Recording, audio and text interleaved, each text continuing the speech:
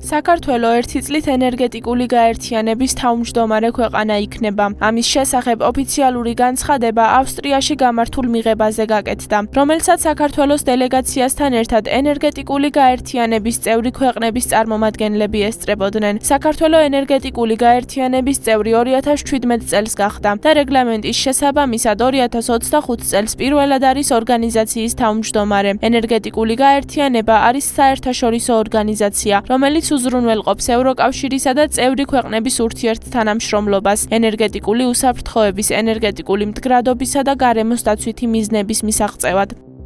პრეზიდენტობის ფარგლებში ჩვენ დღეს ქალაქ ვენაში უმასპინძლეთ ღონისძიება, სადაც საქართველოს მიეცა შესაძლებლობა წევრი ქვეყნებისთვის გაეცნო იმ პრიორიტეტული მიმართულებების შესახებ ინფორმაცია, რომელსაც 2025 წლის განმავლობაში საქართველო გეგმავს. ხაზი გაესვა აღნიშნული ღონისძიების ფარგლებში საქართველოს მიერ ბოლო წლების განმავლობაში გატარებულ იმ წარმატებულ რეფორმებს, სადაც საქართველოს ფაქტიურად წარმოაჩენს როგორც ლიდერ ქვეყანას წევრ ქვეყნებს შორის.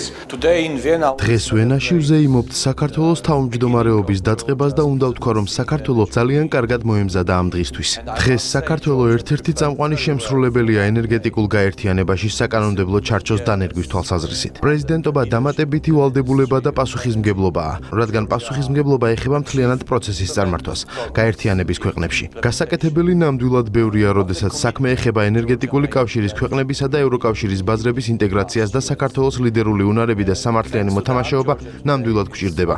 განსაკუთრებით ახლა, როდესაც ენერგეტიკული კავშირისთვის რთული პერიოდია იმ დროს, როდესაც უკრაინისა და მოლდოვის ბაზრებზე უარყოფით გავლენას ახდენს რუსეთის შეჭრა და თანმხლების შედეგები.